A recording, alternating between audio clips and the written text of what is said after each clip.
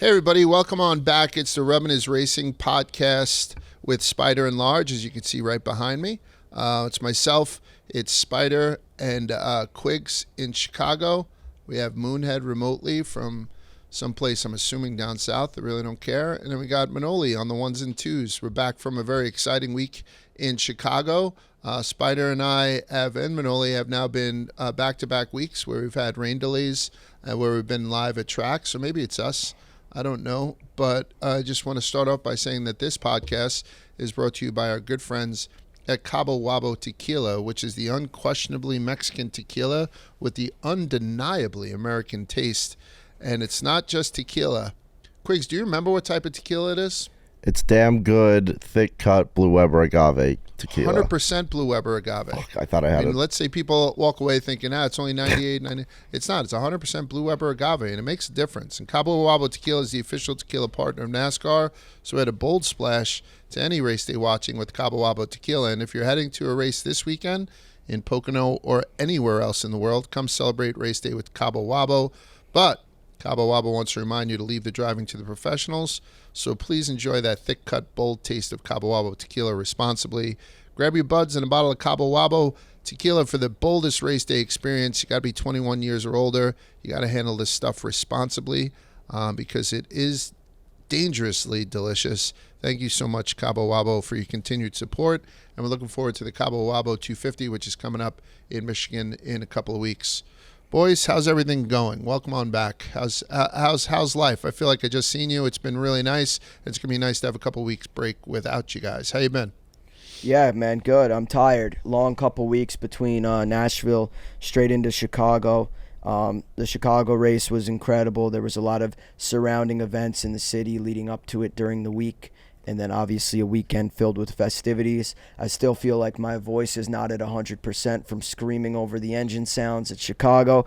But yeah, we're here. We're alive. We survived 2 rain delays and 2 fun races nonetheless. It was a lot, right? I mean, from a perspective of somebody who works in Chicago now, Spider, there was a lot of moving parts, even in what little we had done there. Being and hitting these marks, and then Denny had sent out a schedule of his drivers, all the stuff that they had to do as far as, make appearances and do all that kind of stuff. So I think most of the people involved in NASCAR really got the word out. And I'll tell you quickly, Spider and I were walking across one of the activations in the infield, and I turned to him. I said, I haven't seen, this many black people at a NASCAR race ever. And that's exactly what NASCAR is trying to do, right? Like open it up to a new thing. Like, honestly, it's one of those things as a guy who's from the outside looking in, you see more black people in the fucking Beatles than you do at most NASCAR races. So it was like kind of cool to see a nice diversified crowd. I don't know if they get that hook in them from watching a street race and say, I need more. But I could tell you that fucking kid Blutman that you work with in Chicago, he wants to go to an oval. Like, oh yeah, he doesn't want to pay for it. He wants to go with us so he can get the, the suites and shit like that. But I like that kid a lot. Yeah. And Jersey Jerry wants to go to a fucking oval. Right. Now, I think successful efforts this week all around, Large. We got 30 tickets to bring our coworkers and Barstool friends to the race, and we might have 30 new NASCAR fans that are going to a second race. So that massive dub for me. You highlighted 2 of the guys that had the best time. Jersey Jerry, all it took was a little bit of mini golf and meeting Denny Hamlin, and Liam, all it took was Chicago street race. But we definitely have 2 guys by the balls definitely interested in NASCAR now, and that's literally the name of the game and our job. So have to feel like this weekend was a success. And we'll talk more about what we had done this weekend in a second. But let's just start off with the biggest headline of the week. And again, we're recording on Wednesday at 11:20 Eastern time.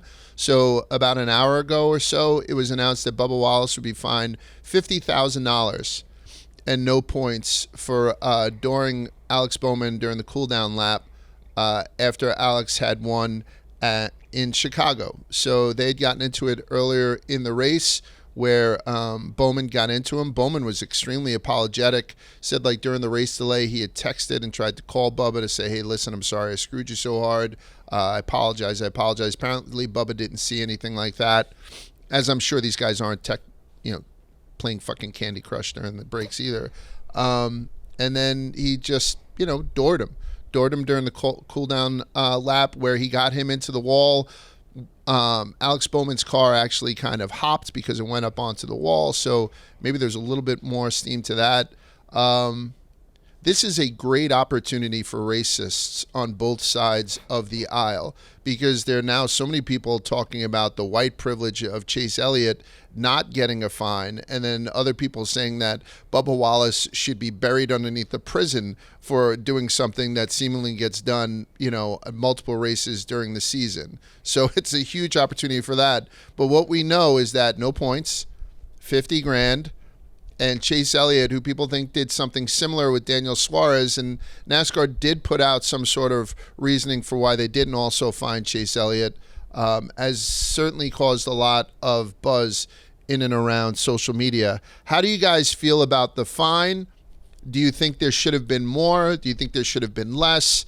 Where do you guys stand on this? I'll give my opinion at the end if you'd like. Spider, do you mind if I go to you first? How do you feel about Bubba after this? I mean, I feel like his reaction was probably something I would have done the same of. Credit to Alex Bowman for actually admitting fault. He wrecked the shit out of him. He ruined his day. And I understand why Bubba was mad. That being said, and this may seem like I have a deep down rooted feelings towards Bubba, which is not the case. I'm actually a Bubba fan. I did a solo interview with Bubba on this very show a couple of years ago as his first foray into Rubbin his racing. I'm supportive of Bubba. With that being said, this is the second time I can remember him literally weaponizing his car. He did it on Kyle Larson and Christopher Bell, and Christopher Bell was actually, that was mid-race. Christopher Bell was racing in playoffs, and his race was ruined and taken out for that reason. And then he went on to fight Larson and push him around a little bit. And now this one obviously wasn't, this was after the flag, so not as bad, but at the same time, Bowman's window net was down. He allegedly was loosening his belts. At least that's what the people on Twitter that are up in arms want you to believe. And as a guy that has had concussions and a back injury, I think that is kind of a reckless move to hit him that hard if those things are true and he was truly, cooling down and loosening his belts. I'm somewhere in the middle. I don't think Bubba should have been penalized overly egregiously. I'm kind of content with this just being a monetary fine, but I'm not going to let Bubba off the hook too easy. Like I said, I remember on 2 instances of him doing this, and I know the same can be said about pretty much anyone's favorite driver in this field, but on the same note, Bowman actually also did deserve some rebuttal for what he did. And also, I'm neglecting to remember, Bubba was the second car that he wiped out. I remember Quiggs in real time filmed my reaction to that wreck from the suite, and he did it again. A couple laps before, Bowman got into another car and wiped him out. So I can see. Yeah, the first one was less really his fault and more he was involved in it. Okay, but either way, it just felt like he had a problematic couple laps. So I can very much side with Bubba's frustration. Right. He admitted afterwards, yeah. But, I mean, as Blaney said when I think it was Suarez or McDowell who wrecked him the other day, sure, I appreciate the apology, but that doesn't change the fact that you ruined my day and my chance to compete for a win. And Bubba was running way better than what I thought he was going to be running in this race. Eddie Eddie was like, oh, I'm going to take Bubba Wallace in this race with the Michael Jordan ties. And I'm like, Eddie, you're an idiot. This guy doesn't have a chance. If you're trying to invest in that storyline, go to Tyler Reddick. Tyler Reddick actually has a shot to win this race. And all of those things you said about the Jordan ties are true about him too. And then Bubba went on to drive pretty respectably until Bowman had ulterior plans. So I'm going to side with Bubba on this one. Okay. No. Are you siding with... I'm riding the fence. Well, no, you think that it's a good... No, you said it. You think it's a good fine. No points and 50 grand you think is... Yeah, right? You got to let Bubba know. You got to let Bubba know that you can't be doing this long term. But at the same time, Bubba had to let Bowman know that what he did was a Bush League move. Cool.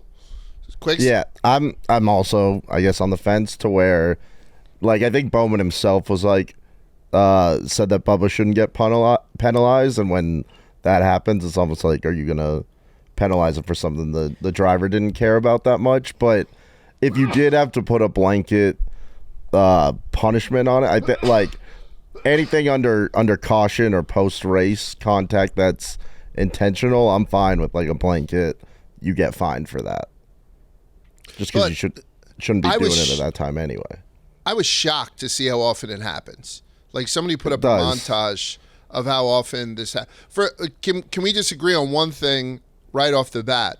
This isn't the same thing as what Carson Hocevar did. Like everyone was like, before the Chase Elliott thing came out, which seemed to have then taken over the conversation, if Bubba, then also Chase, it was definitely Bubba because of Carson Hocevar. But Hocevar under yellow, where he spun a guy while there was emergency trucks on the track at the time, damaged the guy's car to where, they were still racing to be done. This is a totally different situation than Carson Hocevar. I can understand people trying to find the minutia between what Chase did and what Bubba did. So I think we put that in the right category. It's no longer a Hocevar-like event, but is it a Chase event, and did he get too much? Like, how do you feel about the actual punishment? I guess it's fine. I think for drivers like that, when it's just a fine, it's not even that big of a punishment. Mm-hmm. He'll be fine on money. And it kind of lets NASCAR cover their bases of, we gave him a little bit of a punishment. So I guess I'm fine with it. Yeah. I'm not like strongly opinionated on either way. It's easy for Bowman to say don't penalize him after he just punched his ticket and is no longer the last guy like nervously holding his breath on points if he's going to make the playoffs or not. Yeah. Spider, you think that it was more made Bubba do it more once he saw that the guy who basically ended his day, for lack of a better term, then wins? Yeah. I think he's like, definitely. Yeah, and I also, okay. I think Bubba and I probably share a lot of similar opinions on the result of that race. So, I mean, I, again, understand him and empathetic of his perspective. Moon, what do you think? I think it's soft, I'll be honest, just because it happens all the time. And I feel like if it didn't get caught on TV and blown up the way it did, it wouldn't have even mattered. Nobody would have known.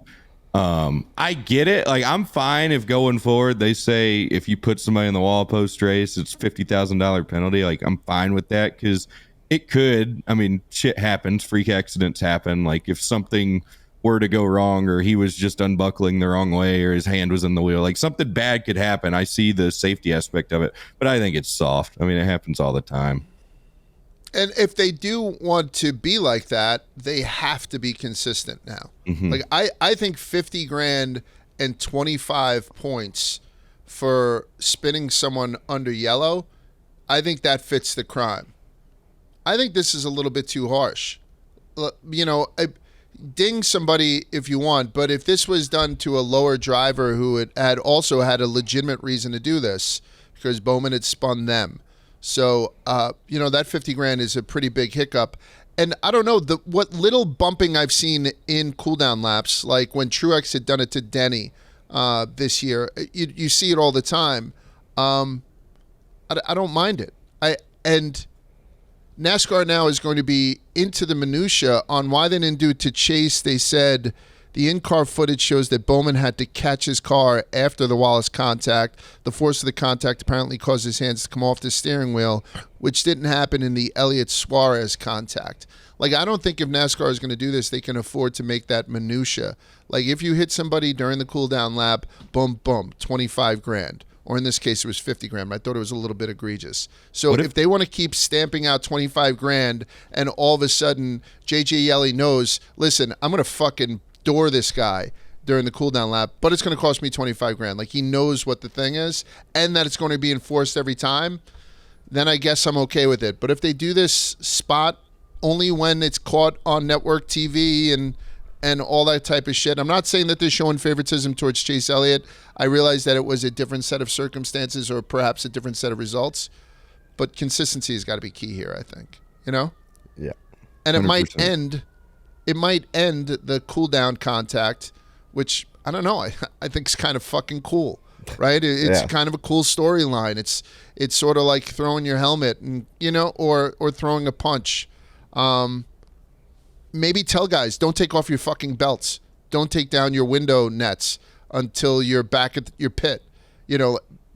But I think Alex Bowman probably broke a rule by taking down his window net while he was on a track. Like there's all these things to it. So I don't know. I'm Team Bubba on this one. I'll take NASCAR's word for it with the little minutia they found to.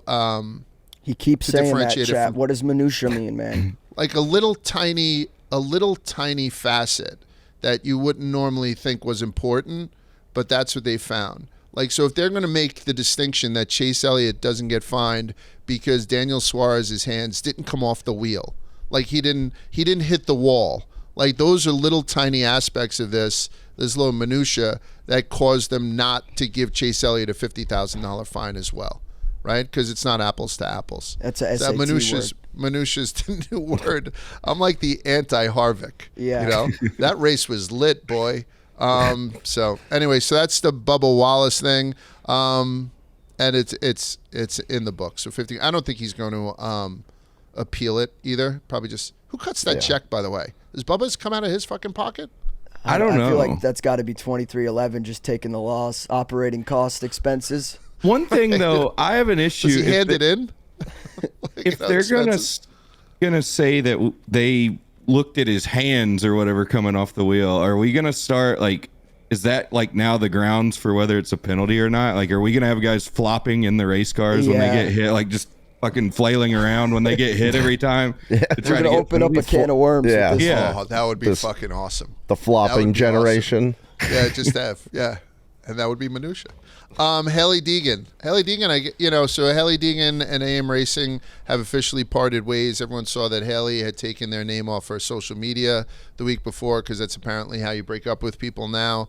The Joey Logano experiment of having him jump in the car didn't rub a lot of people the right way for what they said they were doing, with who they were doing it with, and at the race that they did it with. Like, if Joey's going to be testing these cars, probably not going to be at a street course where he struggled to stay into top 10 last year.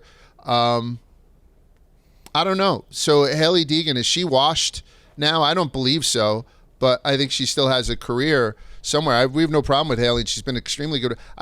We should probably have her on the show. She's extremely forthright. Like, she just says what she fucking feels. I like her a lot. What happens to her here? How do you guys finish? So just to follow up on Joey's performance, he started 15th and he finished 8th in the Xfinity race on Saturday in Haley's old ride. It was the team's best finish of the season. We were at a race where I think 43 guys were competing for 38 spots. So there was a chance that if Haley did not perform well in qualifying, that they wouldn't have even been able to race in Chicago. So I sort of get it. But that was it. Joey came in. He finished P8. How do you guys feel about Haley Deegan? What's her future? Where should she go now that she's a free agent? I think it's easy to look at Joey's performance and result and be like, oh, Haley sucks. But I think it's important to remember that Joey Logano is one of the best Cup Series drivers, as much as he struggled this year on the Cup Series. He's a championship winner in the Cup Series. Like, I don't think it's easy. It's as easy as just pointing at this and being like, Haley's a bad driver. She certainly struggled this year, but at the same time, she's had good performances. I look at Las Vegas in Xfinity. Her start there this year really impressed me. So I don't think this should be the end of the road for Haley. I think she's an absolutely very valuable marketing medium and vehicle. So even if she's just a billboard for your company, as she hones her skills on the Xfinity Series, or even goes back to trucks, I think that would be beneficial and a W for the sport. We need more female drivers. I think Haley Deegan is personally one of the best female drivers, one with the most potential, and I would hate to see this be the end of the road for her. We look at guys like Zane Smith and John Hunter Nemechek, we've used as examples long on this show as guys that have simply needed more time. Haley Deegan is halfway through her first Xfinity Series. I'm not prepared to pull the plug on her yet. I understand AM Racing has a lot more on the line and things that they are racing for and incentives that they need to check, but I don't think this should be it for Haley Deegan. I think she will hopefully find another ride, whether it be in trucks or another Xfinity team. I am concerned if this means that Ford has pulled their support on her, because they have been instrumental in her development to date. And I don't know what it means if she would have to switch manufacturers at this point. But I wish Haley the best, and I think she will be. I don't think this is it for her in NASCAR. I don't either. She's do you think it's a fair comp? I'm going to ask you once. I'll ask you right now, quick. Do you think it was a fair comp to have Joey come in and sit in the seat? I mean, we know what the back of the pack race is like in Xfinity. Xfinity once again had a much better race than the Cup Series this weekend. Again, right? And we saw the race out front between Larson and Shane Van Gisbergen, who we're going to talk about in a second. I fucking hate him. Like watching him and Larson, that was some great fucking racing. Yeah. But we know how the back of the pack in Xfinity is. It's, single shoulder pad, grease paint, Mad Max type shit. Do you think those guys race Joey Logano different? I mean, I know they do. You don't do a Michael McDowell, like Spider alluded to Michael McDowell's move on Ryan Blaney where he said low percentage move. I think you dive bomb and make low percentage moves on Hailie Deegan more so than you do on Joey Logano. So I don't think one race at a street course is a good comp at all. I thought that was a little bit embarrassing. So what do you think about that, and where do you think this young lady, who I think is talented, where do you think she winds up? Yeah, I mean, it's definitely not a great comp because I guess the goal in that, or what you can find out from that, is equipment versus driver for why the team's not having success. Mm-hmm. And if you put a better driver in there and they do well, you can say, oh, it's not the equipment, it's the driver. But Chicago street course is a weird place to test that out on just because, I don't know, it's so chaotic and different, and you're not going to get the actual results you want from that test. And so, I don't know, it's I guess a weird thing to do a little bit, but I think Haley will be fine. Like, she's got some, not to minimalize her down to just the marketing aspect, because she can drive as well, but she's got something that you can't get out of majority of drivers, and her social media following, all that stuff, where she'll find a place still. It may be, and I wouldn't hate seeing her go back down to trucks and see if she can kind of improve there. But did you say you love to see Hailie Deegan go down? What? To trucks. Yeah. Not on me. I mean, but do you think there's a spot for her in Xfinity still, or is this a lesson learned? She goes down to should she go to the off-road stuff that her family made their name with? Is it there's still opportunities for this young lady to make a lot of money somewhere. Yeah. But is Xfinity a place? Should she be looking for another ride? Or I think staying in the NASCAR world, either trucks or Xfinity is the way to go for her right now. Mm-hmm. But I think trucks would be, I don't know. I feel like she was a better truck racer, and I think that's where maybe she should go. And I'm just not privy to the silly season of Xfinity where I can tell you a spot where she would land. I hear you. What do you think, Moon? So I was naive. I thought the team was being honest, and they just wanted Logano to come in for a race and qualify the car in and see all that. I really didn't think they were going to can her, but they did. I agree with what I saw a clip of Freddie Kraft talking about it, where he basically laid it out on how he had a Cup champion and it took him all day to get that car right, and they only ran 8th. And I feel like Joey Logano is not an 8th place Xfinity driver. I saw threads on Twitter where people were listening to the radio and they said Logano was basically calling the shots from the seat. So I think it was a lot of issues. You had an inexperienced driver with probably an inexperienced crew and team, and it just didn't work. So hopefully, I don't know where she can end up. The silly season stuff in the lower series is insane. And no rides are guaranteed. I mean, we see people dropping in and out of rides all season. So I don't know where she ends up, but I hope that they can reevaluate it. And even if it's part-time, I just hope she ends up somewhere good where she can learn and develop as a driver, because I think she's better than she has shown this year and even last year in trucks. Because all AM Racing learned this weekend is that there would be a better team if they hired Joey Logano as their driver. Yeah, they should get him. If they would have put a comp in, or somebody who they thought was moderately more talented or equally as talented, then I think they would have gotten a better measuring stick if that was their intention, and we now know that it wasn't. How about Hailie Deegan and Natalie Decker share a Cup car, and it's 2 girls, 1 Cup car? Wow, that would be fucking awesome. Just, you know what I mean? Yeah, let's do That would that. be awesome. Yeah, Berry's jumping in her seat at the Pocono race this weekend, so it looks like they're just going to have a different Cup guy jump in that seat to fuck around Xfinity probably for the rest of the season. But Josh Berry's up next, so he'll be wheeling Helly Deegan's old ride at Pocono. Speaking of Josh Berry, Rodney Childers announced yesterday. It was announced yesterday he's going to join Spire Motorsports in 2025 to crew chief Corey LaJoie, the 7-car. And the guy who was Corey's crew chief, this isn't a real demotion. It's not like they're coming in and trimming the fat. The gentleman, Ryan Sparks, was pulling double duty as competition director and crew chief, so he's going to concentrate on just the one role as competition director and pass off the other role to Rodney Childers. How do we feel about this? I thought, Josh Berry was so much more attractive as a package deal with Rodney Childers, but I know that's almost impossible sometimes when you're just looking for a spot. But how do we feel about this announcement for Rodney and for Corey?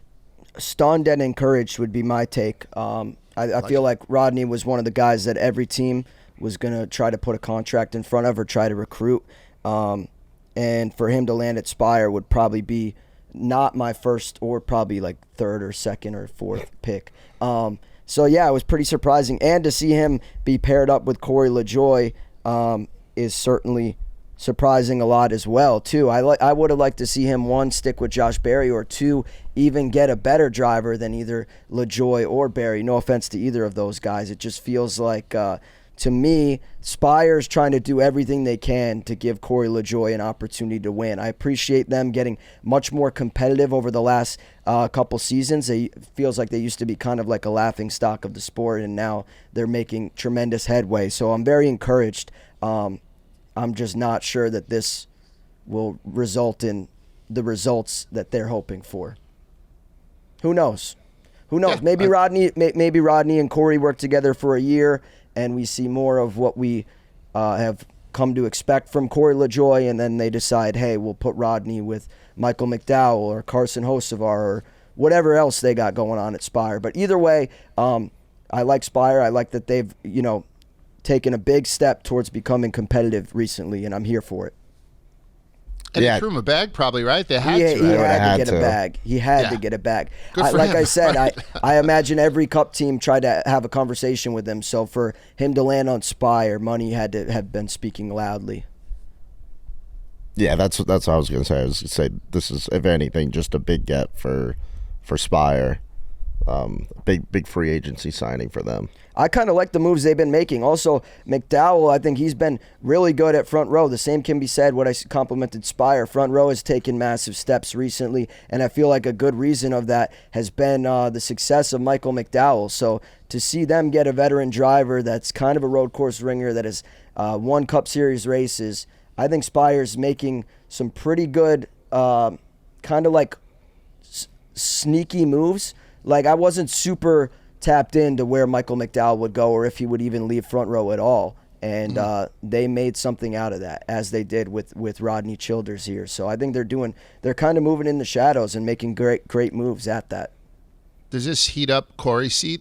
Like, if they wanted to get rid of Corey LaJoie, let's say. And I'm not saying that's what they should do or what they want to do or anything like that. I like Corey, stacking pennies. You could hear it on Sirius on Tuesdays. All that stuff, but I'm just saying hypothetically. So now Corey LaJoie, as perhaps the equipment's getting better, they put a grade A crew chief up in the box for him. If he doesn't start to win, then it's easier to get rid of him, right? I unfortunately agree wholeheartedly. I agree wholeheartedly. I think his seat only got hotter this year. And he may have signed a contract extension this year, so grain of salt is what I'm saying. But when you get a rookie like Carson Hocevar come in and pretty much eat your lunch, it's kind of tough and only a testament to, hey, maybe there are more talented people that should be wheeling this car. I personally am a fan of Corey LaJoie, but I think his seats got a little bit warmer this year with the success of his teammates, as well as now next year. I think it's going to be a lot of pressure on him to put up respectable results given the resources that Spire has put around him. Just moving on. Go ahead. Anybody else? Would you agree with that, Moonhead? Oh, yeah. No, I'd agree. I want to know what he got paid. Yeah. He's got to be rich. I mean, really. I think it's fun to think about. How much do you think those guys typically get paid, if you were to Dude. guess? Like hundreds of thousands, a million? Like, what do we think's a fair ballpark? Dude, I don't know, but it's no offense to Corey, but I think to get Rodney to go be Corey LaJoie's crew chief, it was probably a lot. Yeah, I kind of had the same take. And again, we love Corey, so I'm interested to see what they can do all together next year. But Spire continues to swing for the fences. I wonder if that's open knowledge. I never know how much people make. Where I used to work, you would never. It was really gauche to ask people, meaning it was inappropriate to ask people what they made. No one ever knew what anybody else made because it just made people angry that a manager who did nothing made 3 times as much as a ham and egg trader who kept the fucking lights on. So I'm wondering, like, in the scale of 38 crew chiefs, where Gabehart lands, where Rodney now lands in that. You know, I wonder if that's public knowledge, because that type of shit interests me. We got to see some electric car prototypes when we were in Chicago, and they're cool. We got to see some super truck too. That was fucking awesome. I think the truck looked way cooler than the actual EV prototype. And I want to make something clear. Go. I've said on the show in the past, I have a Cybertruck reservation. I know NASCAR fans are typically internal combustion engine guys or fans, but I'm all here for the electric efforts. I think everything, I think it's an inevitable kind of end game. So I'm not saying the Cup Series needs to go electric, but I think NASCAR would be foolish to not explore an electric series. So I very much welcome it, and I know it's been kind of like a hot button polarizing topic that's been floated around the last couple seasons, or as long as I can remember as following NASCAR. But I'm here for it, and when I'm critical of what they unveiled, I only say that because I think the F-150 electric prototype, or whatever the hell the other one was beside it, looked way, way, way cooler than the generic EV kind of SUV crossover with the giant wing that NASCAR had unveiled. That being said, I'm still here for it, and I welcome whatever series, especially if Dana White's going to be involved, that they're planning for us.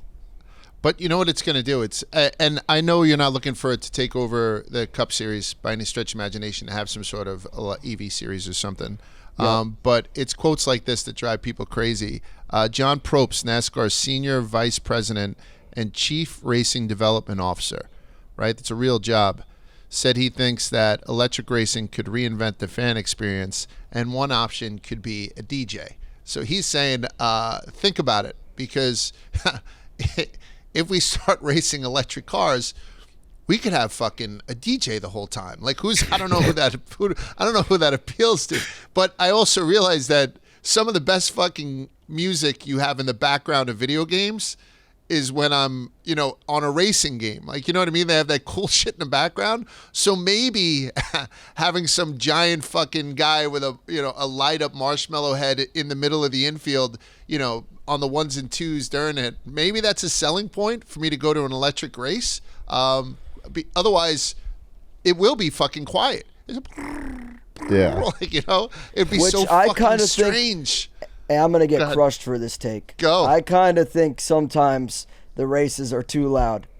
As a guy that has got early onset tinnitus developing, I was probably born with hearing damage. My dad is half deaf. I lost the genetic race before. But that being said, I'm not doing myself any favors by going to these NASCAR races, wearing no earplugs, bringing 30-plus friends that I have, like I said this week, and screaming, losing my voice, doing damage to both my ears and my vocal cords, trying to explain what the hell my friends are seeing at their first ever NASCAR race. So, I don't know. It's definitely an issue. Like, you get used to it, and there is a lot that you like about the noise, but almost every one of those people that were there for the first time talked about this is insanely loud, and it's probably even louder on some ovals. Or the short tracks where there's no kind of like, I don't know, where you're just on top in an amphitheater the whole time. Like, I love Bristol. That being said, you got to have earmuffs or something. You got to have a scanner on, something.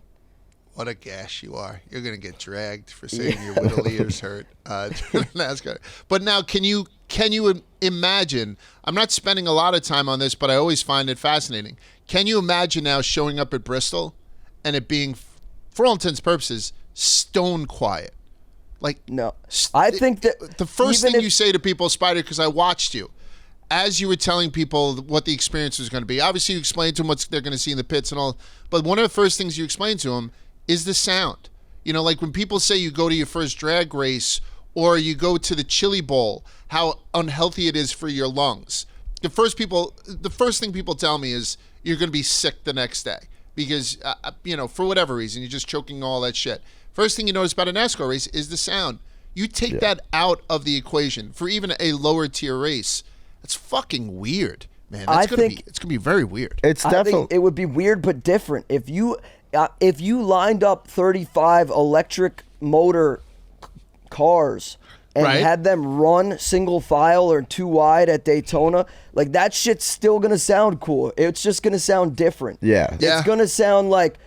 Even like someone tweeted when this story first started catching legs earlier this season, someone on Twitter uploaded a clip of the IMSA hybrid engines where it's both internal combustion paired with the electric motor. And I'm not going to sit here and pretend like I'm an engineer and know how that shit works. But what I can tell you is that shit sounded cool as hell.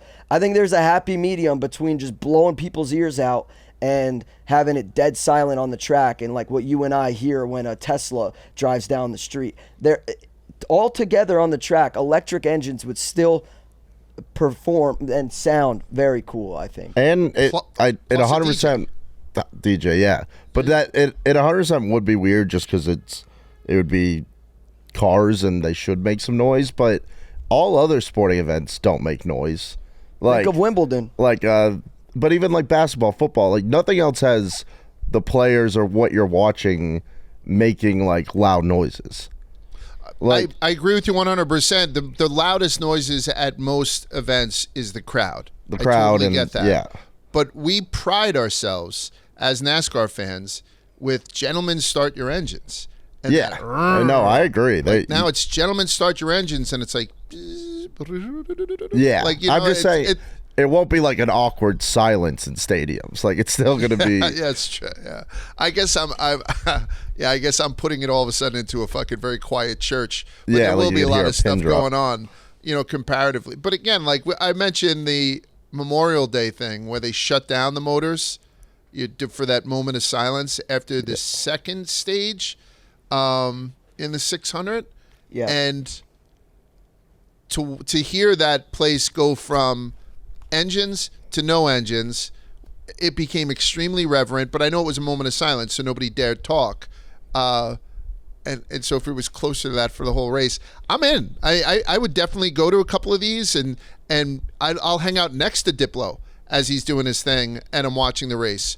But I just think it's interesting that that's what the guy led with. Yeah, we could have a DJ. We got balloon animals. One more take on this. Go. I have formerly called not the Daytona 500, the second race at Daytona in 2001, the greatest NASCAR finish of all time. The reason I have that opinion is because everyone at Daytona that night was pretty much pulling for Dale Jr. 180,000+ people on their feet. Now you don't see it anymore. Go back and watch this clip on YouTube. You'll see all the camera flashes, everyone on their feet. Those crowd atmospheres don't exist anymore. What I would love to know what Daytona sounded like, what the fans cheer, what the audience, the roar of the crowd sounded like as Dale Jr. crossed the line that night. That's something that we could theoretically experience in the electric series, the actual fans making noise, cheering, and that's something that exists at every other sport. You go to a football game, they're booing, they're cheering when there's a touchdown. You don't get to hear the response from the fans, from the NASCAR, pretty much 90% of the time. So I think it could be a cool opportunity to actually hear from the fans in real time at the track as significant things happen on the track before them. Is there something else that could piss off people as much as going from gas to electric? Like, what else can you do to the traditional NASCAR? I have an idea if no one else throws one out, but what else can you do to piss people off? The way that this has pissed people off, NASCAR has said in no uncertain terms, this is not replacing Cup Series. They're not going to electric, going into the pits, and instead of a gas man, they have Ray Gas Man bring out, another battery sled. So they're not doing that. They want to do it under some. What else can they do now that they're saying they're going to be a quiet stadium with a DJ. What else could they do to piss people off? The DJ is not it. The DJ is not it. I didn't get to give my take on that before, but I think that one, and I've heard this take from a lot of sports fans. One thing that that crippled the NBA and lost them a lot of fans is when they decided to just have a DJ drop beats as the players were bringing the ball up and crossing half court. I've heard a lot of criticism. I personally have. Maybe it's my. I've never heard anybody. I don't think people enjoy that. I think when you go to, I think it kind of lessens the sport and takes away from it. That being said, I look at IndyCar, and IndyCar does a great job with their concerts during the Indy 500. They run the concerts during the race. They got the Snake Pit rocking. Unfortunately, this week I missed Lauren Elena's show because we were dealing with pre-race festivities and like drivers' meetings and whatnot. So I don't know. I think it would have been cool if I think they need to tinker with it, but I don't think DJ during the race is it. Maybe a concert where you have people enjoying it similar to IndyCar, but not NBA style. All right, before we move on, I just want to remind people that there's something they should be doing, and that's making the switch from cartridge razor to a safety razor today with Vanderhagen. Safety razors allow you to get a closer, more comfortable shave. The use of one-blade razors help prevent nicks and cuts while making your skin feel smoother than ever. The best part? These blades cost as little as $1 a piece and last anywhere from 3 to 5 shaves. This will save you thousands of dollars over the years compared to the cost of cartridge razors. The blades are ice-tempered, stainless steel blades from Germany that are sharp enough to give you the perfect shave, and the handle is made to last a lifetime, so the only recurring purchase you will have is for blades. I used one on the bus last week, Vanderhagen. It is smooth as hell. So check out your local Target and Rite Aid and get yourself a Vanderhagen safety razor today. That's Vanderhagen, Vanderhagen safety razor. Check it out at your local Target and or Rite Aid and get yourself one today. Spider, we were busy this weekend as far as trips go. Moonhead, did I cut you off at all? You seem like a big DJ guy, so I didn't even go to you. You seem like one of those guys, like kind of a ravey type dude. You bring Spanky with you, that whole thing. Oh, absolutely. I think the DJ was a good idea, but I don't know if that should be the selling point. Yeah, you don't want your sport to rely on the Right. music. Yeah, you should just show up and be like, oh, there's a DJ here. You shouldn't be like, oh my God, like we have a DJ. This will make it better. That just if that's the only point to sell it might be a lost cause. Huge news for Slim McGraw. DJ Slim McGraw would tear That would be it massive. up in the infield of a short track race that was electric. And if you don't know who Slim McGraw is, you better ask somebody. Spider, I touched down early on Friday. I had a red eye into town because we met Tyler Reddick at Wrigley Field. We met him at the DK Sportsbook right outside of Wrigley Field, which is a lovely, lovely place to go and spend some time and make some responsible bets. So we had done an interview with Tyler Reddick there. When then afterwards we went outside to just sort of do a little pitching tutorial before Tyler went in to throw out the first pitch at Wrigley. Talk to me about your experience with Tyler once again, because you had dinner with him earlier in the week. And then just talk to me about Friday a little bit, Spider, because it was pretty fucking cool. By the way, perfect day. Friday was a perfect day. Not a cloud in the sky, just a lovely sunny day. What you think about our time with Tyler Reddick? Yeah, I mean, it's always fun hanging with Tyler Reddick. I was lucky to spend some time with Tyler earlier in the week. On Wednesday, I got invited to a NASCAR Foundation dinner. So having him later in the week and Friday was great. I felt like I had a little bit more context for the questions that I asked him and got to hear about his personal life and his wedding plans, which was great. So if you missed that interview, go check it out. But it was really cool to hang with Tyler Reddick. The interview felt like a little bit more corporate than I would have liked, but it was cool to have the off the record conversations with Tyler Reddick as we spent some time doing the pitching thing and hanging out at Wrigley. So great time with Reddick, and he's always been one of my favorite drivers, especially dating back to when he drove the Xfinity Series with the Saturdays Are for the Boys helmet. So it's always good to spend time with him firsthand in real life. We fixed what was broken in that interview. Like we said, it was a little bit too corporate because we were in front of the DraftKings people, and then we had Briscoe on the next day on a Twitch stream, which we'll talk about. That was much more like laid back and kind of rubbing his racing type thing. But Tyler was extremely forthcoming. I think he's going to be a good champion someday. I don't know if he wins when he wins a championship. I'm hoping that it's this year, to be quite honest with you. I think he's going to be a good champion. We had asked him a couple of weird questions. He's very diplomatic. I don't know. He's very likable. We spoke about him multiple times in the show being good for all of his sponsors because he's down to fuck no matter what type of, pie they hit him in the face with. And this just, I don't know, kind of cemented that. It also cemented the fact that sometimes drivers can't do anything but drive. Tyler Reddick is not very good at throwing a baseball. The only reason he got it over home plate is because he threw a high fly ball to the catcher. And he kind of explained it. He jumped into go-karts when he was 4.5. I don't know if he finished high school, got thrown out a T-ball because he's just been racing his whole life. And he's very, very good at it. So he doesn't give a shit about getting out there and maybe not throwing a perfect strike. Whereas I think Denny would have hired Randy Johnson for a couple of months leading up to the pitch to make sure that he threw a BB. So, I don't know. There's just something very agreeable about Tyler Reddick. Even when I put his foot to the fire and said, you can only invite one of us, myself or Spider, to your wedding. You have to hurt one of our feelings. And he was like, very diplomatic. I just had dinner with Spider, he said. So I got to spend some time with him. Large, I'd like to spend some time with you. I'm going to pick Large. Very, very diplomatic. Go ahead, Spider. Development in that story. This morning, I woke up to DM, or last night actually, Alexa invited me. So I did get invited to the Reddick wedding. I respectfully declined, and I want to underline the respectfully part. This felt like after this discussion and the clip that you guys saw, that Large and I were both fishing for an invite. Yes. I want Alexa and Tyler and their families to enjoy their day as they originally were planning, not as they should after we put them on the spot. So I'm going to respectfully sit this one out, and I wish them a lifetime of happiness and a beautiful wedding day. I'm going. Fuck it. Yeah. I'm going. Yeah, I'm taking 2 gift bags or whatever they give out. I'm going to bring one back for you. So screw it. I'm in there. All right, the tale of two things. So afterwards, we hit Al's for an Italian beef. We met Denny later on that night to play a little bit of mini golf with Jersey Jerry. Denny is a huge fan of Jersey Jerry's content, the Jerry After Dark stuff. He's mimicked his quest for a hole-in-one, which Denny, I believe, did in 12 strokes, where it took Jersey Jerry, 72 hours. I didn't watch it, to be honest with you. And then him and Jersey Jerry got along swimmingly. Denny brought his crew, including his 2 daughters, and they were awesome. I thought it was pretty cool to see him because I was under the impression that Denny was a terrible father after watching the Netflix special, seeing how he burnt the pancakes. And I told him that when we had interviewed him afterwards. He must be just a terrible dad.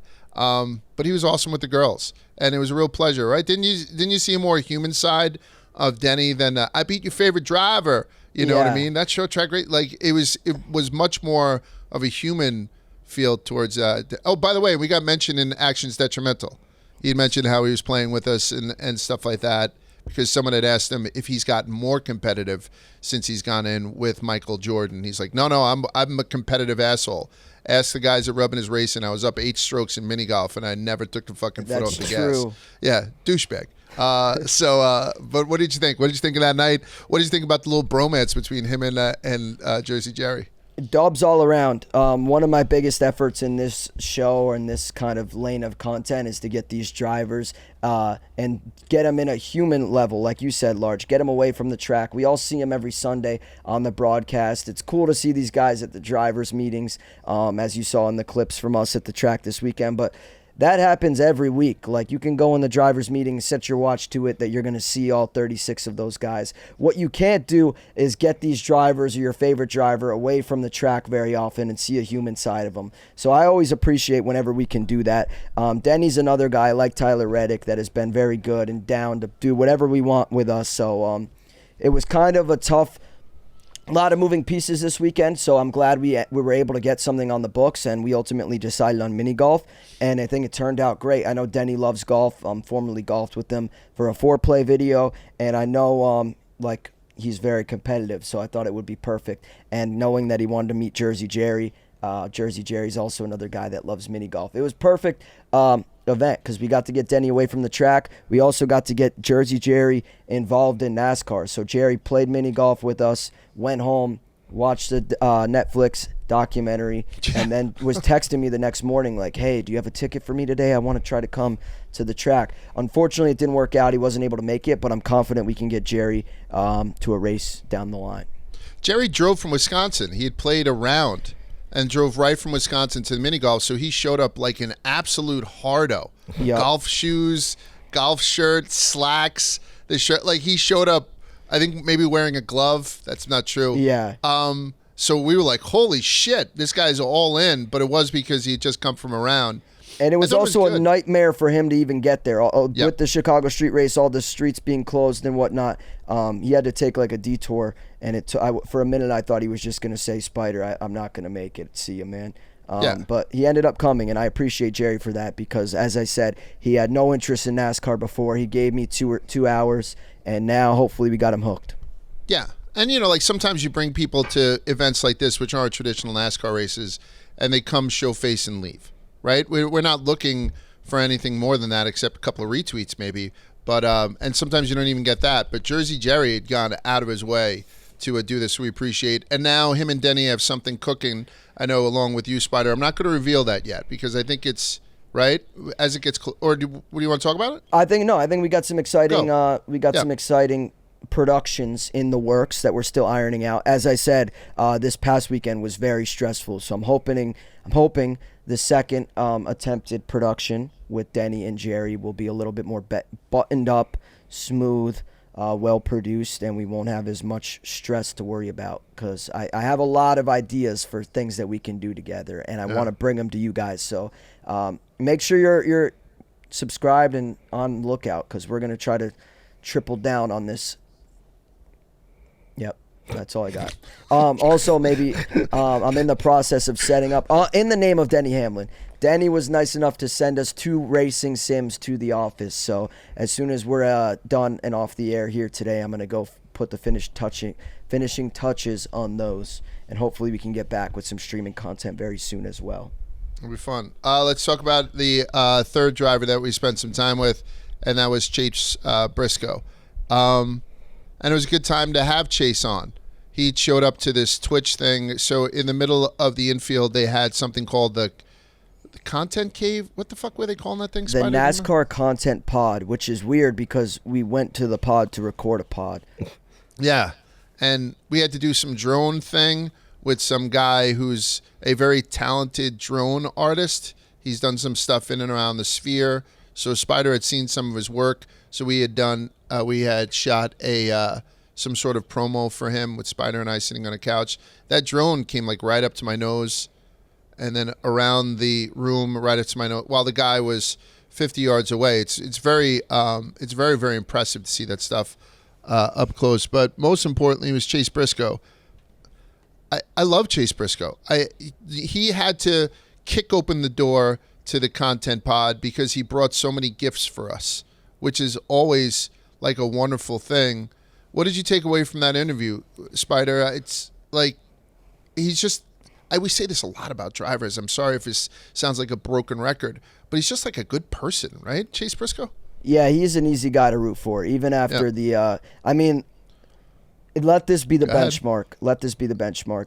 If someone else wrecked SVG in that race on Sunday, I would have been like, fuck you, I hate this guy. Like, get out of the series. You ruined what everyone was watching for. Instead, it was Chase Briscoe, who before the wreck, Quiggs turned to me and said, holy shit, Chase Briscoe's top 5. He's driving his ass off. Maybe not verbatim, word for word, Quiggs said that. But that's pretty much word for word. Something to that tune, and I couldn't believe it either. So I was really impressed with him. We can sit here and give him all the accolades for the kind of guy he is off the track, but I've been impressed with the way he's driving on the track as well, especially with his back up against the wall this year. I think he's done everything to deserve the 19 car. I think he's the most fit for that ride out of all the eligible candidates, and him giving us his time, 10-15 minutes of it, as well as all the gifts he came bearing, was incredible. I think it was very interesting to hear what Martin Truex had to offer for him in terms of advice. When I asked him that question, I'm not going to tell you what his answer was. You're going to have to go back and watch. But yeah, a lot of good stuff from Chase Briscoe, and then a very good bullish. I was very bullish on what I saw from him on a road course. Until, unfortunately, he wrecked. But he wrecked driving his ass off, so I'm not going to be too critical of him for that. think about that 4-month stretch. He's got all the pressures of being a Cup Series driver. Then his wife whispers in his ear, "I'm pregnant," and then she whispers in his ear, "I'm pregnant with twins." And then he finds out that his shop is closing down, and his wife is pregnant with twins. And then he finds out that he has a job, and it's stepping into what I think most would consider an iconic seat. What a roller coaster. And that guy is, I say it all the time, he's straight up and down 6 o'clock. He does not get rattled. It's tough to get stuff out of him so much because he is so even keeled. But I'm telling you right now, everyone brings us t-shirts and sweatshirts and hats and shit like that. Chase brought us watches from an Indiana watchmaker. He brought us sunscreen.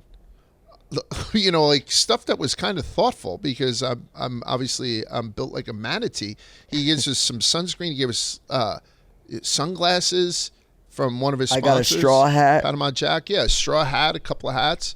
That guy's just awesome. So when we think about Chase Briscoe, before we get off of him for a sec, because we'd never mentioned this, what's the expectations for him next year? Does he get a win in his first year in the Martin Truex, in the Joe Gibbs Racing, machine? What are our expectations for Chase Briscoe next season? I wouldn't say my expectations are a win. My expectations are the playoffs. And again, not to tip too much of what we discussed with Chase at the track, but he said so himself. He said, if I'm in the 19, the expectation is for me to be competing and make the playoffs. And if I don't make the playoffs, maybe my job security lessens. So I think that's his expectation. At the same time, I kind of am going to give him like the Ty Gibbs assessment. Early on in this season, I think in our first episode, you asked where I would what number I would set the over-under wins on for Ty Gibbs, and I put it at 0.5. I would probably do the same for Chase. I'm going to put it at half a win. I wouldn't be surprised if he wins. I wouldn't be surprised if he loses, or if he doesn't win, rather. But I think he'll be competitive on the points and knocking on the playoff door, kind of like what we saw from Alex Bowman prior to him winning this week at Chicago. But I expect it. The expectation is competitiveness, much more competitive than the 14 he's in now, which he still drives his ass off. Like I just said, he drove really well in Chicago until he wrecked. So I'm extremely bullish on what we're going to get from Chase Briscoe next year, guys. I'd expect to win. I don't think it'd be make or break for him if he gets it or not, but I'd expect him to get a win in that 19 car next year. Moonhead, how about you? No, I agree with everything you said. I think it's a step up. It's an upgrade. He's won in the 14. He ran great in Xfinity. I honestly think that they're going to be a really powerful team. I really do. Yeah. I'm hoping so. What should be his celebration? We spoke about the football thing from Shane. We spoke about the piñata and the watermelon. Chase Briscoe should have a celebration. We came up with one on the interview where it's we call him Chase Brisket. And he opens up a gigantic brisket and just tears into it in the winner's circle, which I like. You know what I mean? It's kind of got a southern thing. Brisket, I'd love to kind of enjoy. It's tough to have a brisket at every race, to be honest with you, so maybe that's wishful thinking.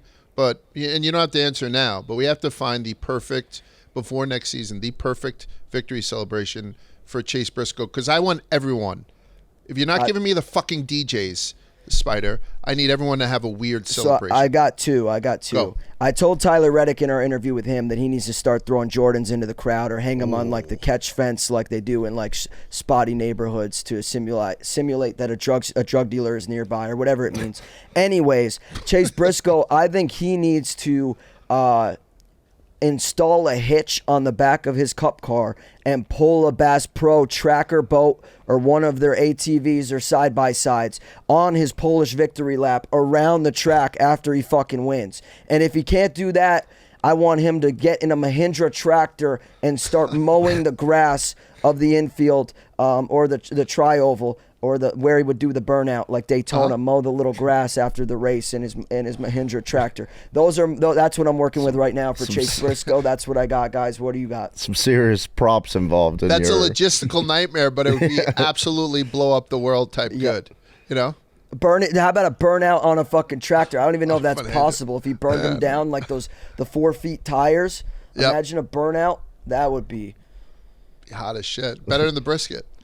And again, if you don't have one, think about it because we have some time, right? But what do you see for Chase Briscoe for his first victory celebration in a Joe Gibbs car? Go ahead. Yeah, I don't know. No, I don't know. I thought you were asking me. I was about to say I don't think I can top a tractor, so I don't know what to do. Yeah, I don't have one off the top of my head. But imagine like NASCAR has to do that. Like they have all these riders where Ross Chastain has to have a fresh watermelon waiting for him. Daniel Suarez needs to have a stale candy-filled pinata. Shane Van, what I don't care about. So, but they have to have a tractor, or a full brisket. You know what I mean? Like the whole deal. Or what about a tractor polling brisket for all the fans? Oh man, just handing out brisket sandwiches. Yeah, this would be so fucking good. Let's talk a little bit about racing, specifically on Saturday. I alluded to it. S3G versus Larson. S3G was on the pole for Xfinity. Nobody was surprised by that, and everyone was pleasantly surprised, or at least enamored with the way that he had raced on Saturday, including the thumbs up through the window netting and stuff like that. Guy's just firing on all cylinders going into Sunday's race, which I hated, right? Because I haven't been secretive in my hate for Shane Van Gisbergen. We get to our luxury suite, and Quiggs was so happy to tell me we were sharing the suite with Shane's dad and his sister. And I can tell you right now, terrible fucking people. You guys agree, right? Just awful. They were great. No, this was like worst case scenario for Large because we got in the suite. The Van Gisbergen family was there, and they couldn't have been better. They were just straight up beauties, top to bottom. So goddamn nice. His sister and him are the same height. The dad is actually taller than both of them. The dad was a wheelman also. He answers to the nickname Cheese because they had such a problem with the last name that a lot of people called him Cheeseburger when he was racing. So when I introduced myself, I said, "Hey, Cheese, I'm Large," and he was just the nicest guy. I told him about this storyline we're creating, how much I hate his son because he's a spy and all that kind of shit, and the guy really embraced it. So much so that when Briscoe did end his day, the dad hunted me out. And he's like, "Looks like you got what you wished." I was like, "Yeah, can I get that goofy fucking football since he's not going to need it today?" And we were laughing about it. They were such a good family. I know they recently lost their mom around the new year, the matriarch of the family and stuff like that. I actually spoke to the dad about a little bit. I'm telling you, this guy was aces. It's tough. Fuck, I hate this guy so much. It's tough to not root for Shane the more you learn about this guy. And he's very, very good, particularly on these goddamn street courses. I don't know what to say about him anymore. What's the top end for this guy? Will he be the best racer in NASCAR within a couple of years? How do you guys feel about it? Or am I overstating it? I hope it's not true. Honestly, Large, I don't think you're overstating anything. I go back and forth with where this guy's at. Part of me is like, he's the best thing I've ever seen. I was watching him versus Kyle Larson on Saturday in the Xfinity Series, and what a treat that was for the fans to watch. That was just some of the best racing I've seen all year. And one thing I really respect about SVG, and I think it was Landon Castle who tweeted this, a former driver or someone that actually drove a car, was speaking on the fact that SVG is one of the most fascinating guys to watch because the former disciplines of racing where he came from don't allow contact at all. So like the method in which he goes about getting these wins here in NASCAR is just fascinating to watch. Like he doesn't even need to move people. He just knows when braking zones and when passing opportunities, and it's fascinating to watch. The other thing I was going to say is he beat some of the best in the world. I understand on Saturday it was an Xfinity race, but Kyle Larson, Joey Logano, I mean, there was like 6 or 7 guys running double duty, and he made quick work of them. And the other thing, walking around Chicago, a city that a year ago Just 12 months ago, SVG had never even stepped foot in. The city of Chicago has no idea who this guy is. Fast forward 12 months to this past weekend, I think I saw equal parts Chase Elliott merch to equal parts SVG merch. The Trackhouse guys, shout out Matt Norris, who was great to us this weekend. A lot of time hanging out with him at Barstool River North and at the track. He told me that the SVG merch at the Trackhouse haulers was pretty much sold out and picked over. They sold out of all the hats after Saturday's race, which is crazy. If there's a guy that NASCAR fans are taking to, it's SVG. I don't think sky's the limit for him, especially given the way that he's running on ovals in the Xfinity Series. I fully expect him to move to the Cup Series next year, drive that third Trackhouse car, and be damn good at driving it. So I'm very excited to see what comes of him. Yeah, I mean, if the question is what is his ceiling, I think his ceiling's being the best driver in NASCAR at some point. I feel like his racing IQ is just so high, and once he kind of gets used to the ovals, figures those out, he's definitely the best road course racer out there, or the best street course. I think he'll be up there for best road course racer, and if he can get the ovals, which I think he's starting to get the hang of, he's going to be a problem. He's 34 years old, and he's still learning like he's a young kid cutting his teeth in the series. That, to me, if he can pick this stuff up at this late in his career and still be this proficient at it, I think I'm extremely encouraged. When I say who's the best racer in the world, does everyone automatically say, or at least put in the top one or two, Kyle Larson? I think so. Just because we have a bias being, we covered Cup. He was toying with Larson during the Xfinity race. Like, he was playing with his food for all intents and purposes. And it was very, very impressive to watch. I say that reluctantly, right? Again, I don't like him or his family. But what do you see, Moon, as a guy who's coming in and ruining the sport? How do you feel about him? He runs really, really well on the road courses, but he's still got to figure out the ovals. That's going to be like a whole nother ball game for him. Like, just because I feel like he can beat Kyle Larson at the Chicago street course, okay. If we put him head to head at Kansas, I feel like Larson's going to straight away SVG, and that's not discrediting SVG. I think SVG is one of the best race car drivers in the world, but there's going to be that learning curve, and I don't know. I think just because he can kick ass on a road course, I don't know if that means he's going to come in and figure it out. Because there's been great race car drivers before him, like Marcus Ambrose and Juan Pablo Montoya, who came over here. And Juan Pablo and Marcus figured it out after a few years, but they never had great success on ovals or anything. They were always road course guys. Not saying SVG is going to do the same thing, but it's tough. So I think we'll have to see. I mean, he's not even through his first full season, but I don't know. It was a hell of a battle. It was great. Like, I want to see more of it. I hope he sticks around. I hope he can figure out how to run great on ovals, because I love his driving style. I think he's very technical. It looks like he's playing a game of chess out there. Like, you can just tell when he's setting somebody up and how he approaches corners. So I'm all in. So maybe we need to pump the brakes a little bit on him. I'm all for that, but it's tough not to be extremely excited about this guy after Chicago weekend. Like, this is the time where we should say irrational shit about Shane Van Gisbergen taking over NASCAR because he was so good this weekend. But I'm willing to pump the brakes and call this guy overrated as soon as we touch down in Pocono. A personal note, I lost my glasses. Spider, I was panicked. I lost my glasses. And I'm telling you, maybe Chicago is just better than New York. Maybe NASCAR fans are just better than everybody else in the world. But, my glasses basically are the same color as dried out grass. I lost them in a field where I had no business trying to look for them without glasses on. So I was fucked. People who wear glasses know how fucked you are when that happens. I was wearing sunglasses, so I was switching to and from.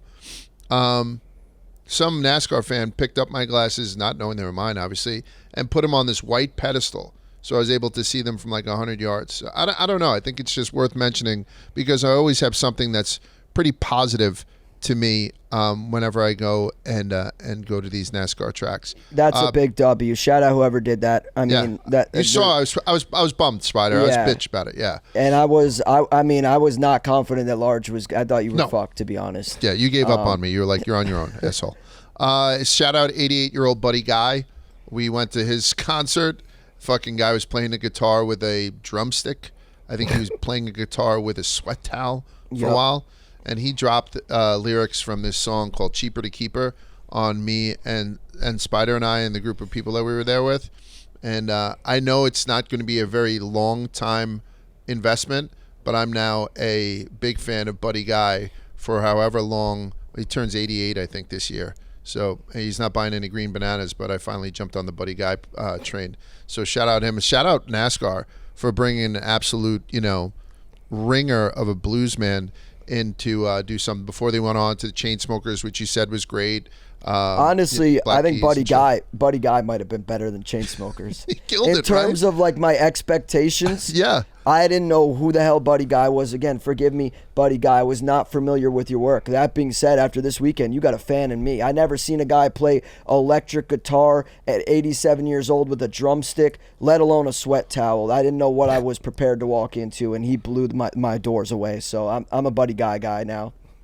You didn't pay but $2 to bring that girl home. Now you're about to pay $2,000 to leave her alone. It's cheaper to keep her. He's banging this out in the middle of Chicago. By the time you get through looking that judge in the face, you're going to want to cuss the whole human race. It's cheaper to keep her. He was banging just dropping knowledge, and even people who would normally get their panties in a bunch for misogynistic lyrics, they loved the fact that this 87-year-old guy was just out there, slanging that dick. So it was kind of awesome. I liked it. Large and I looked at each other and we're like, holy shit, this guy fucking rocks. Yeah. By the way, SVG, let's go into Sunday, actual race day. SVG start, I think he went to plus 135. I thought I had seen. Was that the lowest you've ever seen for a cup race? He was minus 135. Minus 135 to win the race when before it was started? live, right? After qualifying, Uh-huh. I went and I was like, all right, I need DraftKings to post the odds for this race again. I'm gonna hammer SVG. And sure enough, they go back up and he was minus 135, and that's when I knew. I was like, this guy's different. This guy's different. And that being said, even though he was minus 135, that Xfinity race was still one of the best Xfinity races I've seen this year. The battle between him and Larson, I know we're talking about Sunday, but real quick, Saturday's race was incredible. And if anything, I was just disappointed that the guys in the back of the pack kept causing yellows, so we didn't get to see more of Larson and SVG battle under green flag like we did for those 10 or 15 laps or so. But that was incredible. I asked Denny to spin SVG. I asked Tyler Reddick. I asked Corey LaJoy. Corey LaJoy said, I would. I can't catch him. And I asked Chase Briscoe. I just do business with a guy named Brett Briscoe, so you have to excuse me. I keep saying that fucking name. And Chase did. And afterwards, Briscoe's like, Large, I did what you said. Totally tongue-in-cheek, kidding around, and I had sent him a meme back of some New Zealand person crying. So we were going back and forth. But a lot of people lost a lot of money on that, right? Because, we don't use the word lock. We don't do anything like that here. But a lot of people thought that this guy was such a lock. And then to see, for a while, I don't know how many other DNFs there were, but for a while, the only DNFs were, Kyle Larson and Shane Van Gisbergen. So it is what it is. I saw Alvin Kamara on Sunday, walked right up. Hey, what's going on? Rubbin is racing. I don't know if you remember Yeah, he was down. Remember when I had you wave from the from the box? I was still down on pits with Manoli, and we bumped into Alvin. Just a nice guy. They brought in some dude who I think was, again, Chicago people don't come at me. I don't remember who he was the voice of, the Sox or the Cubs. He used to sing the anthem all the time for one of those two teams. His last name was Mesmer. I didn't look it up. He sang the national anthem. He fucking killed it. It was an awesome national anthem. And then the mayor of Chicago got up there to speak, and you couldn't even hear him from the fucking boos. They booed that prick almost off the stage. I don't know why he showed up. I don't know why he fucking showed up. Honestly. SVG's family was like, well, wow, they don't like him, huh? And I was like, nope. Yeah. What did he do? I don't even know what fucking accent I'm doing I didn't now know what for to New say. Zealand. Yeah. Did they really put him in a fire suit? Fire suit. Oh my god. Yeah. That went over like a fucking ham on Hanukkah. It was awful, and the people went fucking bananas for that dude. I don't feel bad because the guy maybe he's a piece of shit. I don't pay enough attention to it, but holy fuck! And that's what happens here. Like I remember at a 9/11 memorial thing, De Blasio showed up, and like widows and orphans were taking time out of their mourning schedule. This was years after 9/11 at one of the memorials to boo this cocksucker. It was fucking crazy. So it is what it is. The Big Cat got to meet Joey Logano, stirred that shit up again. Joey Logano versus Big Fat. That's what I like to call that thing. I told Big Cat, I was like, by the way, he refers to you as Big Fat. He's like, does he? I'm like, no, but he went right over to him, and so they were mixing it up a little bit. What's the guy? Joey Hand. How fucking great was to see that? There was a chance that Joey Hand was about to win the fucking Chicago Street Race. Moonhead, can you help us out? That? What is his day job? He's a sim driver. He's a what does he do? Which one?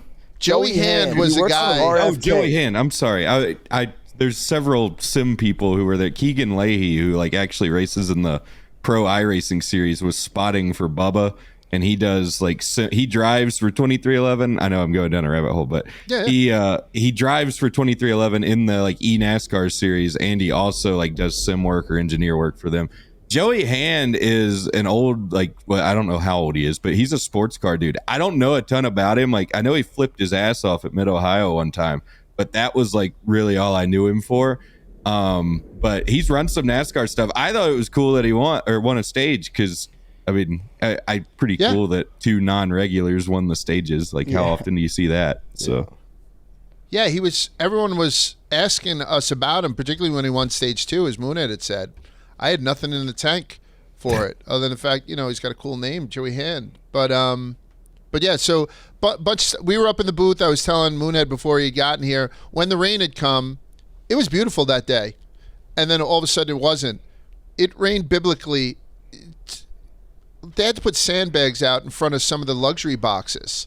I know people call that champagne problems, but we had looked at the box next to us, which I think was at a low point on the floor. So a lot of the water was collecting. There were people who were paying $500 a seat there who had their shoes off, and they were just standing in 3 inches of rainwater. Sandbags all around. It was fucking crazy. But they kind of got it in. They ran 58 of 75 laps, or a total distance of 127.6 miles out of 165 miles. Spider, honestly, they said, get your tickets for next year's event. And the event, I believe, was a success for what they were dealt, considering last year especially. What do they do next year? Do they really try and pull this thing off again? Yes. And maybe have 3 rainouts in a row? I mean, I will say, compared to my experience from last year to this year, NASCAR took a massive step forward. Even the suites we were in, the first year they had a pretty basic roof canopy covering from the rain. This year you go back, there's bathrooms on every level, there's a handicap bathroom, there's a sturdy fixed roof covering people, there's fixed walls in the suites. Everything was better. It was the street race that we saw last year, this year, just on steroids. The facilities looked better. It seemed like they were able to do everything to a higher level and quicker and faster, more efficiently, which they learned a lot from last year. If there's one thing I'm asking they learn from this year, start the race earlier. And I know that might be out of their control. That might be the TV networks. But, I mean, I sat in my apartment here in Chicago with nothing to do from 10 a.m. until noon when I called an Uber over to the track to go meet you. These races, there's no reason why we couldn't have started at noon local time for a 1 p.m. That would have been 1 p.m. Eastern time, 12 noon Central time. That would have been happy for everyone. You look at F1, IndyCar, those races start early, and Bob Pockris can point to the ratings being better if you start the race later in the afternoon. But the reality of it is, it's a stupid idea to do so if you're going to be up against weather and a track that doesn't have lights. And it sucks. It kills me because even 30 minutes before this race, it said there was a 10% chance of it raining. But there's no excuse to have to run out of daylight because you wanted to wait until 4 p.m. Eastern time to have the cars see the track. And I understand it might be outside of NASCAR's control because they hired, 4 big musical acts, or they're paying the city a massive amount of money, or they have TV partners that they need to allude to. But my one ask is play hardball. Don't allow the networks to force your hand. If there's one thing next year we could be better at, or with this new TV deal, it's stop letting the networks force your hand. Start the race on your time when it is lucrative and ideal to do so. That was my big complaint with this year. We ran out of daylight and kind of got a Mickey Mouse finish because they didn't want to start the race earlier. The best car did not win this race, and that may sound like I have a personal vendetta, but that's just the reality of the situation. And it shouldn't have had to be that way. Don't you think that it's a little bit on top of NBC, having to show, I believe, IndyCar earlier that day? Like they're locked into showing that race. So that's almost a broadcast partner impossibility to show it earlier. And this is such a one-off. It's not like you could just call Dottie, who works the hot dog stand in Martinsville, and say, listen, you need to come in 3 hours earlier. You have thousands of one-time temp employees, a lot of them city workers. Do you know what I'm saying? Who need to be there for a 4 o'clock start. It should be a weekend contract. Yeah. Lauren Elena, you're getting X amount of money to perform at some point this weekend. Dottie, who runs the pretzel stand, you're getting paid awesome. $1,000 for 3 days of work this week. I don't care how you have to do it. There's no excuse. What about the positives, though, of you and I sitting there and no longer watching a lap count, but watching a countdown? I'm not sure that is a positive, Large. I kind of dug it. I'm sorry. Liked it. It was cool that we were racing to a certain time, but like I said, it resulted in not the best result. And I understand it's racing. Shit happens. Winning? You're getting spontaneous shit that changes factors during the race. But I mean, it just felt like even the caution before then, like the strategy was non-existent. It felt like the guys that were up front when this went wrong benefited. Well, no, there was strategy. It was just, it turned out the strategy was probably not to pit there. Yeah, I mean, I'll hear that. It just felt like I was expecting a scenario where the Bell and that contingency of cars that pitted didn't just get fucked for pitting, and because of the You're saying bring it back to Chicago? Bring it back to Chicago. Don't start at 4 p.m. It's bring lights with you. Like, what are we doing here? We're up against, we have like 8 hours of usable daylight and 4 of which we sat in the rain. Like, there is no excuse for that. Start the race earlier. Start it at noon. Particularly this year. Last year, it was biblical all day. Right. Yeah. So it's almost like you had to wait it out. But this one, you could have easily gotten in, all 175 laps or whatever, or, you would have gotten you would have got the whole race in before the rain had come, and certainly been able to finish it after one of the cautions. So, yeah, maybe they can have some degree of flexibility baked into it. All in all, Quiggs, do you want to see it come back next year to Chicago? Yeah, they deserve to have that race under good conditions to see what it truly is, because it has so many great things that it being pulled off with no rain, nothing that goes wrong, and truly seeing what it is might be massive for them. So I'd love to see it one more year. I think if it rains next year, you have to throw in the towel and say we can't keep doing this, and because they must lose money because it's more of a get new fans type deal and spend as much as we can. So it can't be cheap for them to do it, but they deserve to have a year where it goes off without a hitch. They got very lucky there was no lightning this year. Yes, because that's they have nightmare to do a mandatory, get out. If you're one of our workers, you have to leave during lightning, and that's what happened last year. And as a result, that's where all the vandalism had occurred. Like even the security guards had left during the lightning thing, so people were just kind of hanging out in their luxury booths, waiting out the rain and lightning without any care for their own lives. People came in and stole all the merch, stole all the stuff, so you didn't have any of that. So that's a mild positive. Moon, do you want to see it go back to Chicago, or you think you've seen enough? I love it. I hope they keep doing it, but I agree with Quiggs. If it rains again, they're gonna have to find a new city because you can't go and piss away, I'd imagine, millions of dollars and not get anything in return. Yeah, I think the asterisk. Yeah, so we'll give it a third year, which NASCAR intends to do, and the city of Chicago also intends to do it. We talked about the negatives, kind of with the moving the race up and whatnot and all that, but again, Herculean task. I don't think I saw the price gouging I would have seen if that race was in New York while I was in Chicago. Like I got to see my room bill and all that stuff. We were staying right on the track, basically.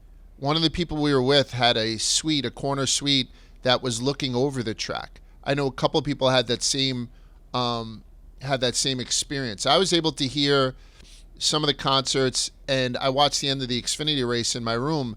I was able to hear it as I was watching it on the TV, kind of like look out the window and see some stuff. So there was a lot of stuff that was done right. So let's just do like a nobody's cooler for this week. Nobody's cooler. I got one of these coolers right here again. This is Manoli's, the drink cooler, the Jungle Juice one. It's Arctic.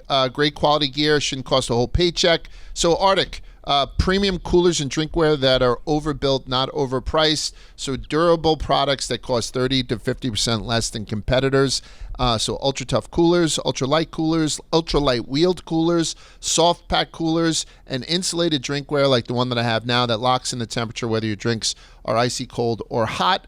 And Arctic is now available at Walmart, so you can head to your local store to shop in person. Don't forget, Arctic Outdoors, official cooler and drinkware of NASCAR. And if you can't get to Walmart, head to arcticoutdoors.com to check out more. That's RTICoutdoors.com, RTICoutdoors.com. You can check out all their coolers and their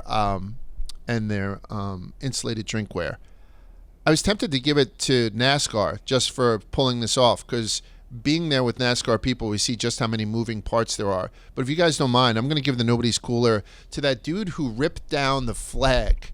I'm not getting political with this, but there was a couple of people that jumped up onto one of the gate barriers, those gigantic, gate barriers, two guys, to hang a flag for a cause that they don't understand, and probably a cause that wants to see them fucking dead. And they do this all the time at other sporting events, and it just kind of happens.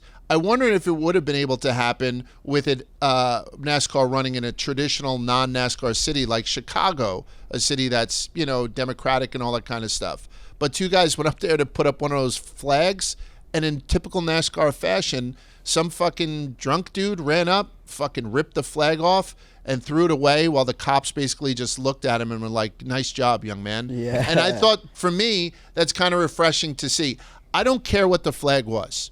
Honestly, I don't care if it was a pro-choice versus pro-life flag. I don't care if it was England versus Ireland. I don't give a fuck what the flag was. Somebody was hanging a flag that was going to block somebody's view of watching a NASCAR race, and they wanted no fucking part of it, and the guy ripped it down, and I don't think there's anything cooler than that, so fuck it. That's what I'm giving it to. I don't even know the guy's name. They should have, the firefighter should have got the fire hose out and just fucking blew him away. And, like going over an open track like that is extremely dangerous. It's illegal, on top of all that, so to see some guy put his own life in his hands and do something illegal by ripping it down was kind of refreshing to me. Where are we going this week? We're going out to Pocono. I'm not going, I don't think. There's a hurricane coming through the Midwest, and I'm being told that even though my weather app isn't showing much rain past Saturday in Long Pond, Pennsylvania, that there's a good chance there's going to be some torrential fucking precipitation for this weekend's race, and I don't want to do it again. I don't want to go to another. I don't want to do 3 races in a row with 3 rainouts, even though Pocono, like I've mentioned multiple times, is like an hour and 15 from my house. But we're going up to the Tricky Triangle. Bowman's win marked the second consecutive week a driver in the playoff cutoff line had won a race to secure his spot in the playoffs. Right, we added 2 new winners in the last 2 weeks. Last week it was Logano, and now the 48 brings the number of new winners locked into the playoffs to 12 drivers, leaving only 4 playoff positions with 6 races remaining, starting with Sunday's Great American Gateway 400, presented by Visit PA at Pocono Raceway, starting at 2:30 p.m. Eastern Time on the USA Network. So this is big track, 2.5 miles, tri-oval, a little bit different. All the turns are based off of different track turns, so you can't ride any straightaway or any turn the same way. It's a very interesting track, and Denny Hamlin is the guy there. He's won there 5 times, including last year. That's when he got his 50th win and said what's now kind of a memorable line, "I just beat your favorite driver." So that's what we're going into at Long Pond this weekend. We know about Denny being kind of dominant there. So with that, let's make some fucking picks, and that'll be with Picking the Tires. But before we go into that, did you all know that Dale Jr. owns a 300-acre Old West town in North Carolina? We did. It's called Whiskey River, and the Arctic Outdoors is inviting 3 grand prize winners and their guests to see it during the Dale Jr. Foundation's 14th annual Driven to Give event. We're talking dinner, drinks, auctions, raffles, and a live performance by Chris Jansen. Plus autographed Arctic gear from Dale Jr. himself, so you can enter now for your chance to win at arcticoutdoors.com/NASCAR-sweepstakes. arcticoutdoors.com/NASCAR-sweepstakes for your chance to get down to Whiskey River in North Carolina for the Dale Jr. 14th annual Driven to Give event. That's pretty fucking cool. Who do we like this weekend, guys? Who wants to go first? Do you want it to be me? I don't really give a shit. Someone else. I'll go first. Go ahead. So there's a part of me that may throw both of these picks away and just take Denny on Sunday, but I'm not taking Denny here. I like Reddick a lot here, and I think his odds for top 3 are pretty good. I think he's going to be. I think he could easily win it. I think he's going to finish top 3, and I'm going to take that at plus 200. So Reddick top 3, and then a thing that I said I would absolutely avoid at all costs. I am. Oh no, you bet. Doing, Kyle Busch? And I'm taking Kyle Busch. Yeah, plus 2,200. He's had success here. I guess maybe not so much lately, but I'm doing it. I don't know. Kyle Busch plus 2,200. So those are my picks. They might just get scrapped for Denny though on Sunday. Are you gonna hold off because like Denny sucks in the rain, right? I mean, yeah. So wait, you said Kyle there's no Busch rain and tires at Pocono, so no. that's good. Wait, what? Kyle Busch and who? I'm sorry. Reddick top 3. And those are my only 2 picks. I'll go next. Go ahead. Yep. I'm going to take William Byron plus 850 outright. He's cooled off. He's going to get hot again. He's still a championship favorite of mine. I like him to win this race. And 10 races here, he has an average finish of 9.9, including 5 top 10s, 2 top 5s, and 130 laps led. I think William Byron gets back into his groove this week at Pocono. Outside of him, another guy I'm interested in is Ty Gibbs. Ty Gibbs, 14-1. I think this could be a good opportunity for him. In his 2 races here, he's finished 10th and 16th. He's got a top 5, and then the other finish was a 16th. So P5 and a P16, averaging 10.5 average finish. Ty Gibbs and William Byron. I'm also looking at the standings, and I see a lot of 1-win drivers. I could see becoming 2-win. We don't have any 2-win drivers so far this season. Everyone's either won 3, 1, or none. And I like Toyotas at this track. So I'm probably going to bang Tyler Reddick also, but I'm going to take him to win. I'll grab Tyler Reddick plus 750 to win this goddamn thing. I'm looking at the rest of the 1-win drivers. I'm going to stick with Toyotas. And I'm also going to take, I'm going to take Tyler Reddick to win. I'm going to take Truex plus 200 for a top 3 finish. He's retiring, so I can bet on him again. So I'm going to take Truex top 3 and Reddick to win plus 750, and then probably look at some. Do we have any top 10s out already?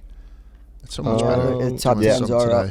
Yeah, and it doesn't start plus money until you get to Chris Buescher, Alex Bowman, Bubba Wallace, those types.